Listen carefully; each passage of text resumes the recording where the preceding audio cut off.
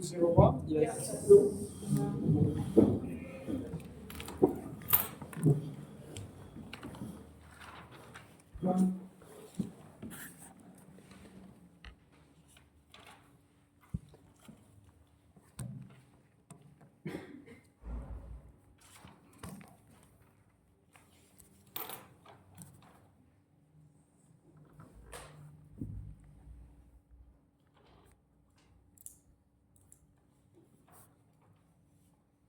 Today third? Yes.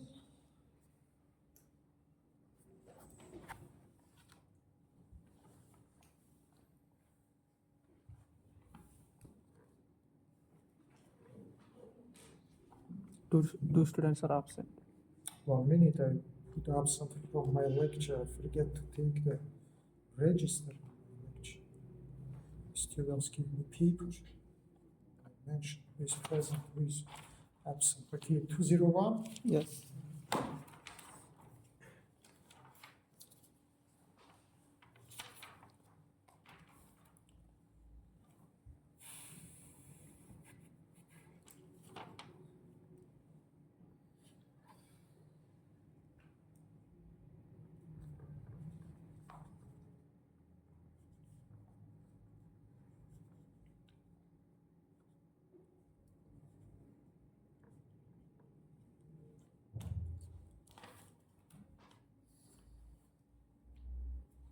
Names? Brilia and Esther. Rila and Esther? Yeah.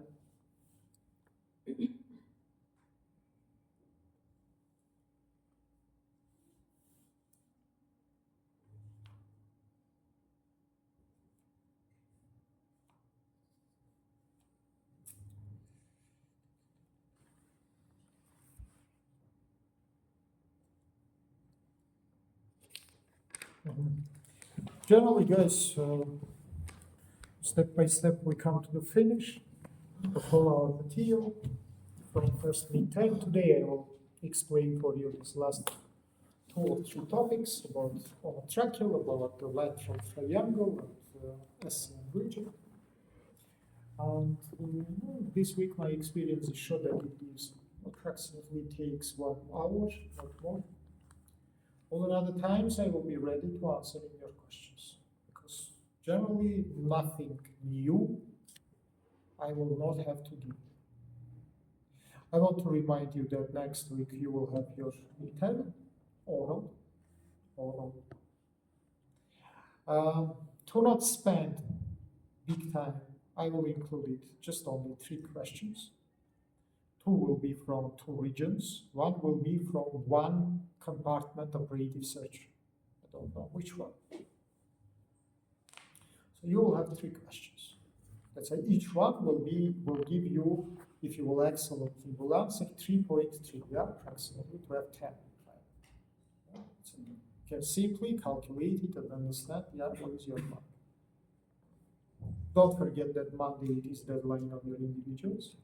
Don't forget, please. After, don't ask me. I will not give you any chance to give me after, up to approximately 5 p.m. After this, I will not. Idea is understandable for you. Very well. Do you have any questions? Start, please. Omotracheal. I don't suggest you to write so much. So everything is written. Just only you can write the names of the regions. 1 minute, please. Okay. Unique triangle. Omotracheal triangle is unique. First of all, I can say that most surgically important place.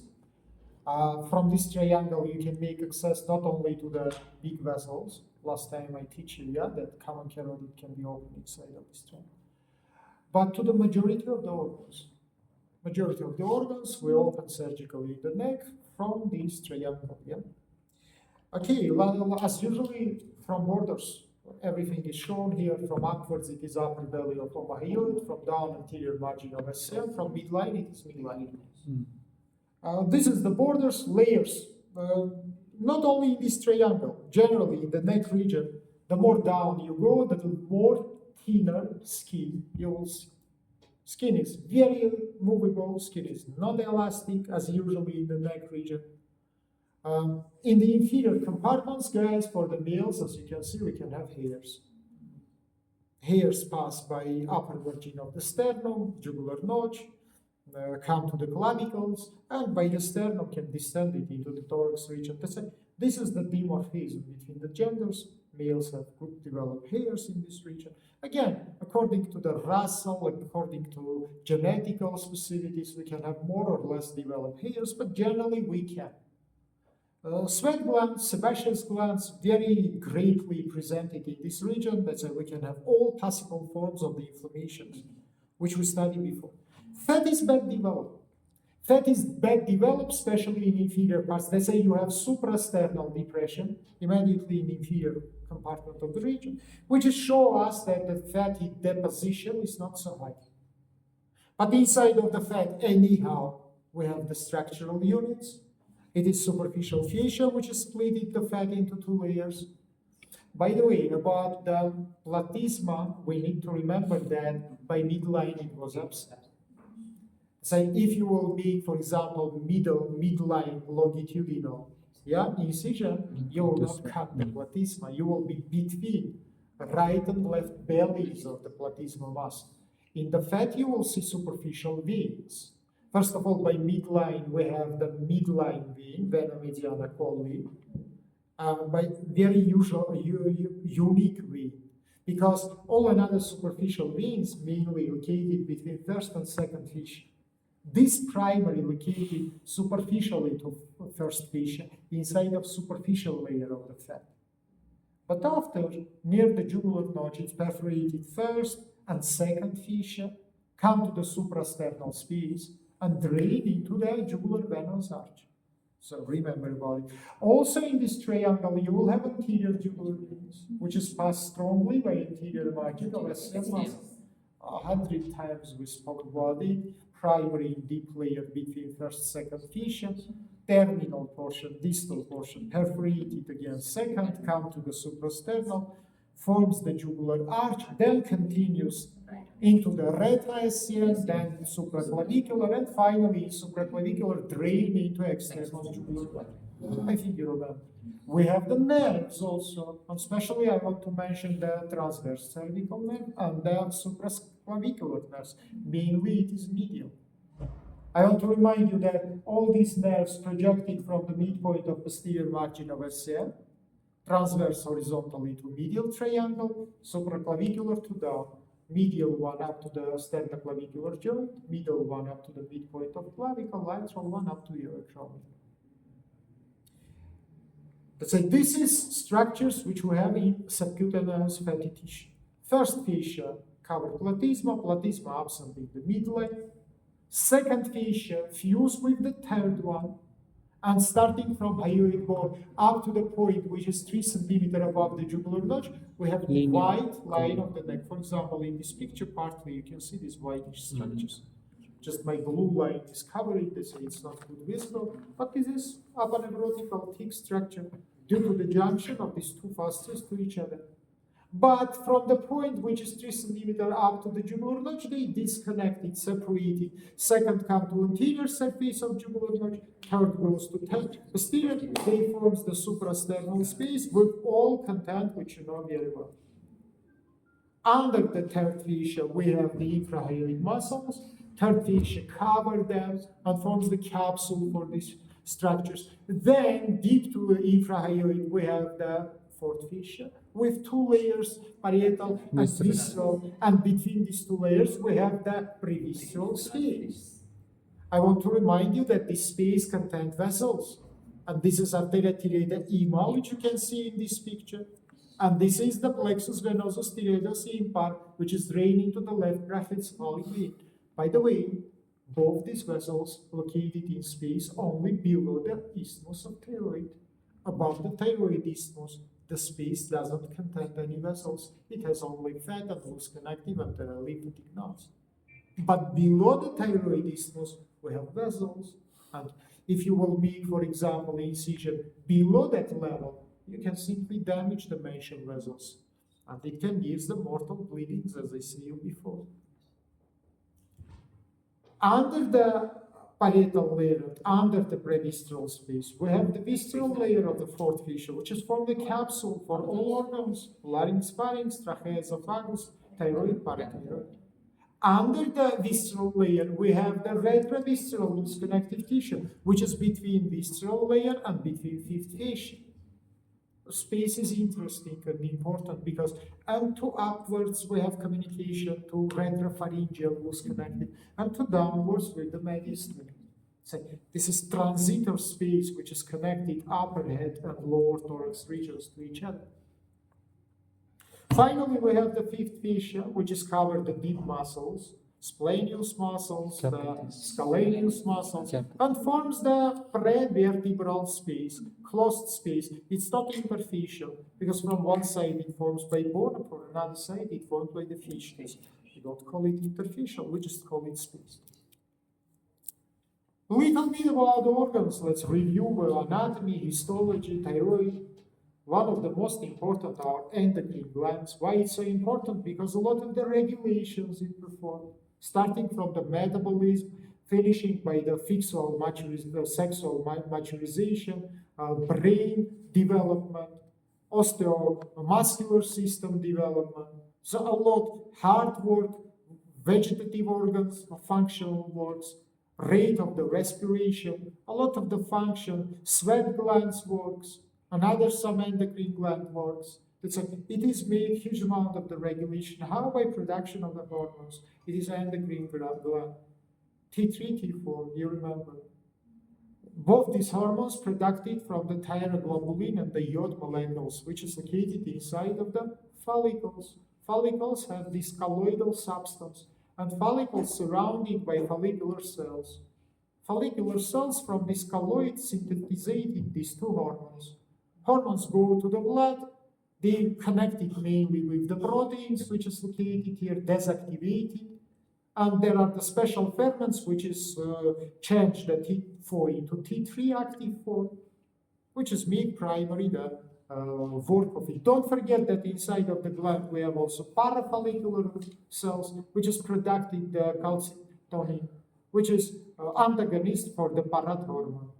Parathormone increase the calcium inside of the blood and make resorption of the bone. Calcitonin, vice versa, increase the osteoblast functions and make the matrix of the bone and decrease the level of the calcium. So remember about it.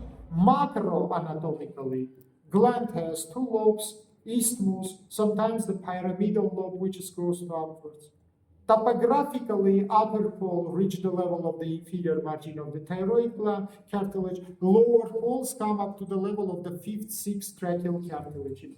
Isthmus located in the level of the third, fourth tracheal cartilages. In front of the gland, we have the infrahyoid muscles. Behind of the gland, we have trachea, we have carotid neurovascular bundles, which is located behind of the lobes. Behind of the left lobe, we have the shifted esophagus.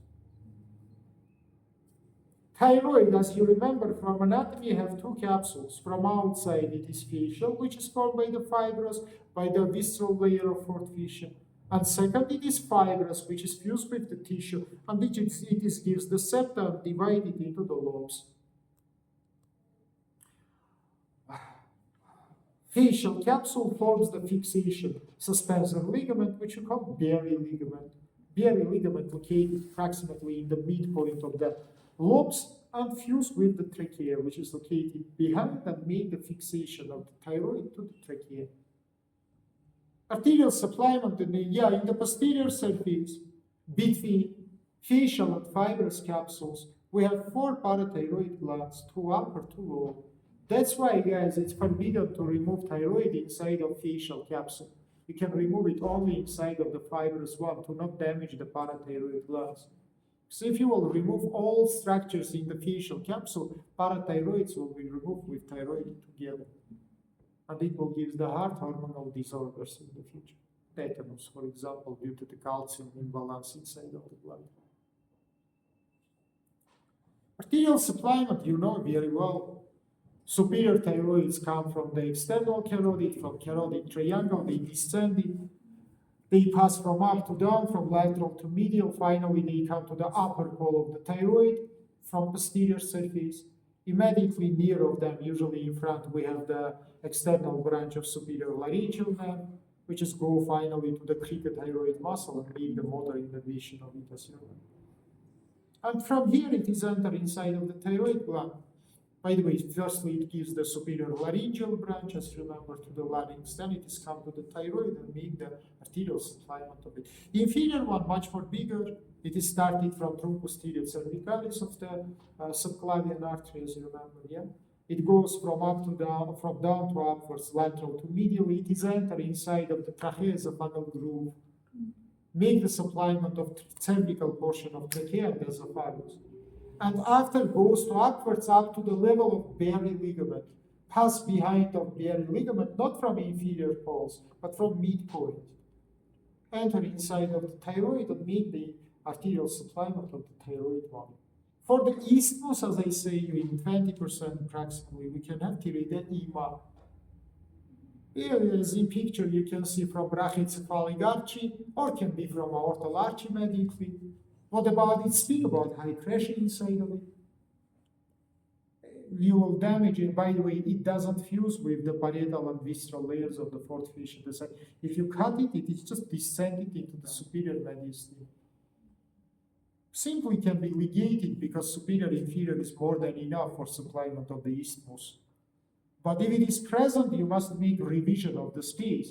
And if it is exists, you must ligate and cut, yeah, to make access, for example, to trachea. Otherwise, it will descend into down after the trauma and will give the tamponade of the heart, as I teach you before.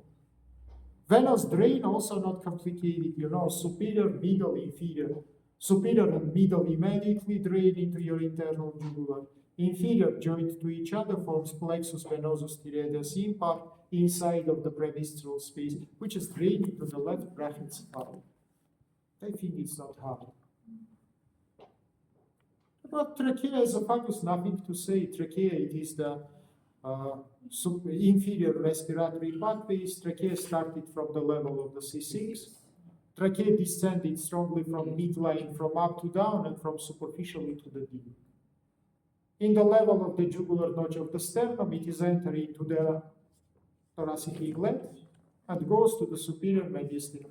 In the place of the Lewis angle, or the sternal angle, it is the level of the T4, T5.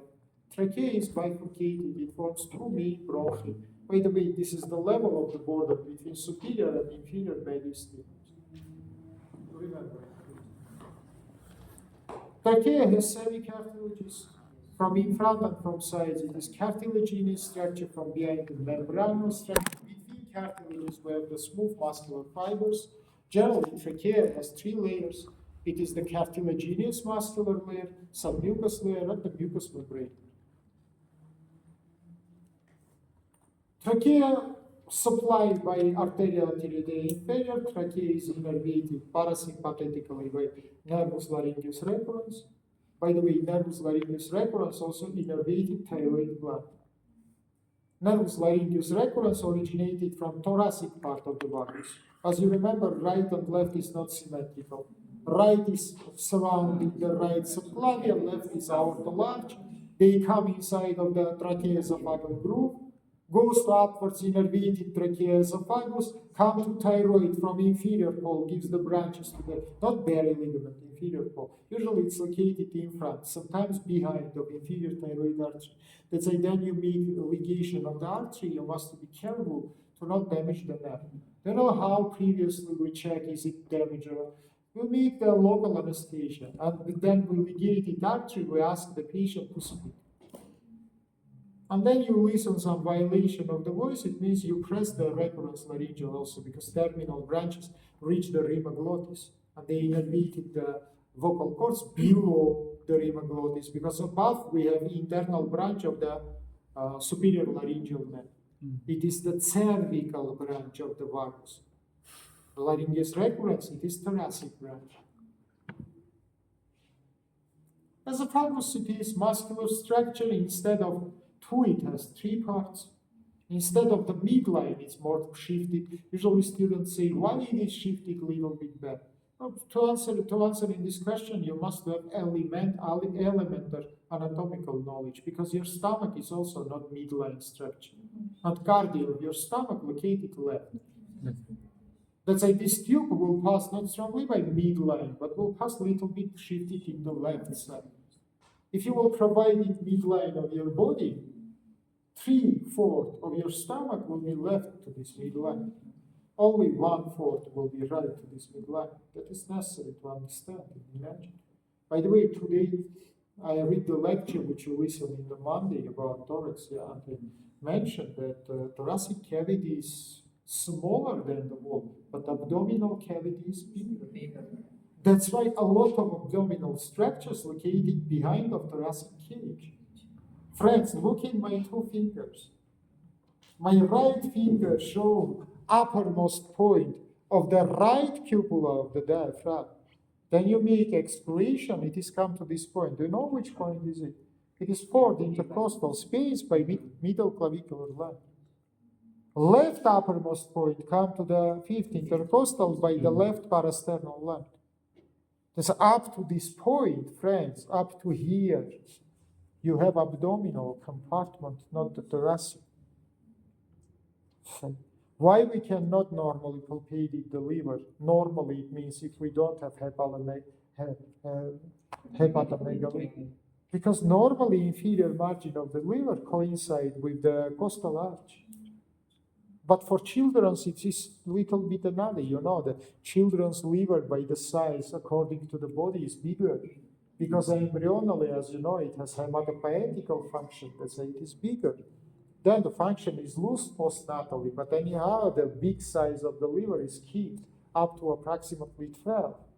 It's usually for the child's inferior margin of the liver located approximately 2-3 centimeters below costal arch. But for adults, if you will palpate the liver below the costal arch, find the pathology. Because it is completely located. Evolutionally, it is very important to be protected. Because if this spongiform structure will be immediately under the anterior wall, any trauma of anterior wall, you will make the boxing and you will make rupture of the liver. By the way, why the spleen is much more usually damaged than the liver? Because spleen is not completely located behind. Inferior pole comes below the costal arch. And that's why any trauma, for example, car accident, can give easily rupture of the spleen with awful internal bleeding, awful. You understand the trabecular system and the vascularization of the spleen. And it will give the awful big internal bleeding in the future. Then we will study together surgical diseases. We will speak about it. But why I so long list? Because you must remember that the esophagus has the cervical portion, started again from C6 and come to the jugular notch. 100 times I told you that from jugular notch you provided horizontal plane, you come to T1, T2. Because of the cervical lordosis and the thoracic kyphos, they not symmetrically axial skeleton from anterior and posterior. It's not symmetrical. That's why in your thoracic inlet, it is shifted aperture. It is shifted to in front and below. Do you understand me? Absolutely same. Supplement and innervation to the trachea. Nervus laryngeus recurrens supply the cervical portion. I don't speak about thoracic and abdominal. And the nervus and the arteria tibiae inferior medial arterial supply. That's all. I think it is not so hard to understand and to imagine. Do you have any questions? If no, let's come to the next region. Very easy region from the point of the view of borders, because borders of SCM and borders of SCM muscle is coincide to each other. But look, I don't say the borders of the SCM capsule. Capsule is bigger. And I told you before that capsule will be entered partly into medially located and laterally ligated to SCM region. Otherwise, why we will call it space? We will call it just the capsule if the sizes will be equal to each other. origin of the muscle. From down, you remember to belly, one from sternum, second to clavicle. Fibers pass from down to up, from medial to lateral, from in front to behind. Come to the crest of the mastoid, fuse with the inserted to the crest of the mastoid, and finish. One-sided movement make the tilting of the head in the same side. Two-sided extension, flexion. That's all. Layers of the region. Layers of the region is completely different in upper 2/3 and in lower 1/3. So we must make this division. As you remember, division is coincide by the cross point with Omaha area. Above the cross point, we have upper 2/3. Below, we have lower 1/3. And let's now detect it. What is different? Start from skin. The more upper you come, the more thicker and less movable skin we have. The more down you go, the more thinner and more movable. By the way, totally it's not elastic. But movement is different, and the thickness is different. Subcutaneous fat, vice versa. Upwards is good developed, downwards is less developed. If movement of skin is increased from up to down, fatty tissue development from up to down is decreased. Fatty tissue completely in all compartments has double layers, superficial, deep, superficial fascia make this division. If I will put this pen in place of my SM, you can see that platysma covered only mid part, not the upper, not the lower. In subcutaneous fat, there are a lot of the structures. First of all, it is anterior jugulars, which is passed by anterior margin of the SM.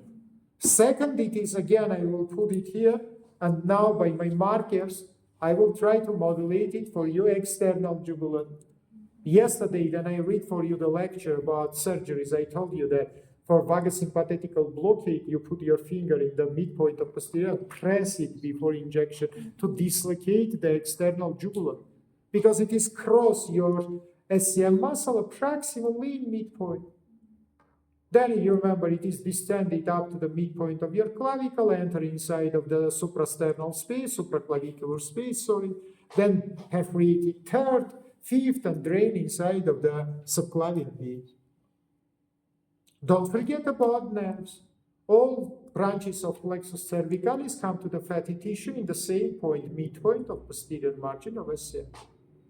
Then one nerve cross the SCM transverse, another pass distended or ascended pathways. Auricularis magnus, occipitalis minor, along the SCM will goes to upwards. Supraclavicular nerves along the same SCM will come to down. One to the sternoclavicular, second to midpoint, third to the acromion. All these structures you know. Next to superficial fascia, we will have the second fascia. Split it into two, forms the capsule. Inside of capsule, fat, lymphatics, vessels, which we call sternocleidomastoid, and nervous accessories. From the jugular foramen, it descended, perforated the posterior wall of the capsule, entered inside of the capsule, innervated motorly nerve, then perforated the lateral margin, come to the omotrapezoid triangle. Here it's located between second and fifth fascia. Why? Because in omotrapezoid, under the second, we have just the fifth one, not the third and not the fourth. And along of this space, in loop-shaped form, come to the anterior margin of trapezius and supply it. Under the second fascia, situation will be completely changed. In upper third, immediately upper 2/3, fifth one. In lower third, first of all, under the second, retroscm space with the same anterior jugulars. Then third fascia, which is covered the infrahyoid muscles. Then parietal layer of fourth fascia, which is formed the carotid neurovascular bundle capsule. And then only the fifth one, which is forms here, the capsule for the subclavian neurovascular bundle. From in front to behind, subclavian vein, artery, and plexus brachialis. Vein inside of antescaleneus space.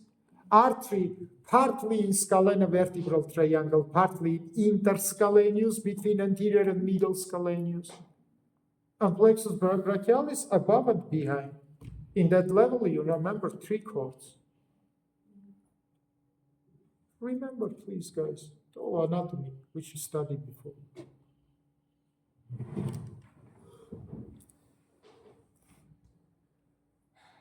Scalenovertebral triangle. It's located in lower third of the SCM. It's located also in omoclavicular triangle.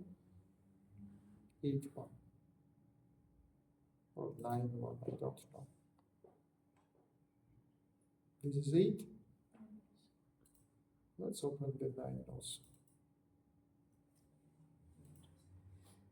For example, here, SCM is removed.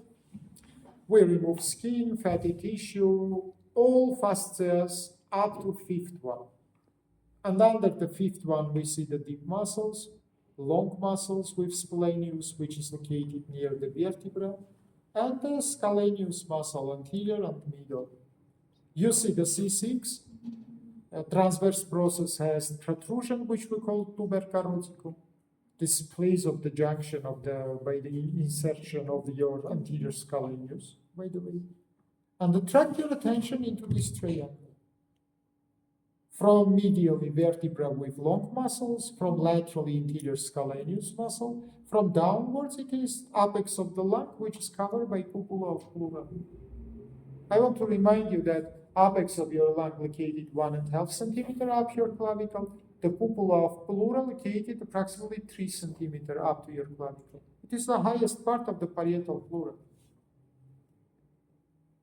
Inside of it, you can see first portion of your subclavian artery, brachycephalic veins, cervical plexus, ganglion stellatum together with truncus sympatheticus, plexus cervicalis, you can see brachial plexus. This is structural units which is located here. First portion of subclavian artery, remember, gives 3 branches. The most proximal one, it is vertebralis. Middle one, it is thoracica interna, which gives a lot of branches, 6 anterior intercostal branches, superior inferior trunks, Then it gives the sternal branch, thymic branches, pericardiophrenic branches. It gives the perforating branches, mammary branches. And finally, in the level of the 6th rib, it split it into 2 terminal branches, musculophrenic one and superior epigastric. Musculophrenic gives the inferior 6 intercostals, and that's all. And finally, the lateral one, it is posterior cervicalis. You remember, superficial cervical, ascending cervical, suprascapular one, and the inferior thyroid one, which we described 2-3 minutes before. Then you come to the second portion of subclavian, which is in interscaleneus. Only one artery. You know it very well. Truncus costocervicalis. Truncus costocervicalis split it into 2 branches. The deep cervical, which is come to these deep muscles and supply, and arteria intercostalis suprema. Very important artery. If you remember, we don't have first and second posterior intercostal. We have intercostalis suprema. That's why veins of first and second intercostal space will drain inside of the subclavian one, not inside of the superior caval vein. The idea is understandable for you. And finally, last third portion, come outside, it is omoclavicular triangle immediately behind of the 5th fascia. It gives a transverse cervical branch. By the way, suprascapular, as I say you last time, deep cervical, and the branch of arteria axillaris, which is called subscapular, will form the important collateral network in the posterior wall of the axillary region, otherwise in the scapular region. It is collateral arterial network. Okay, lateral triangle here is not so good visible, but anyhow you can see.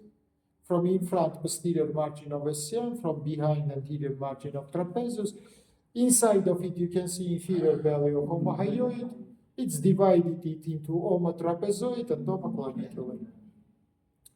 Layers is a little bit different. Upwards under the second fascia, we have immediately 5th one. Downwards under the second fascia, we have the supraclavicular space. Then we have 3rd fascia, which is covered the infrahyoid muscles. And then we have only 5th fascia, which is called the capsule for the subclavian neurovascular bundle. All another information you know. Skin upwards is thicker, less movable, downwards is thinner, more movable. Fat upwards, better developed, downwards, less developed. Inside of the fat, along the posterior margin, we will have the branches of plexus cervicalis, which I described for you before. Inside of the fat, we will have external carotid, which is external jugular, which is projected from angle of your mandible up to your midpoint of your clavicle. In inferior portions, it will perforate the second fascia, enter inside of supraclavicular space, and anterior jugular veins will be drained inside of it. Then it will be perforated third one, fifth one, and will be drained inside of the subclavian vein. Then we come to the second fascia, approximately 1.5 centimeter behind of the posterior margin, split it into two layers, forms the capsule for the SCM muscle. Under the second fascia, I say situation is changed. Omotrapezoid, fifth one, between second and fifth, nervus accessorius, which goes from SCM to the trapezius. Inferiorly, under the second, third one, between second and third supraclavicular space, under the third, fifth one, which is from the capsule for the subclavian neurovascular. That's all, guys, point by point. Questions? If no questions, stand, sit down, read, I don't know, revise, ask me questions. I completely finish explanation of all topics inside of your control.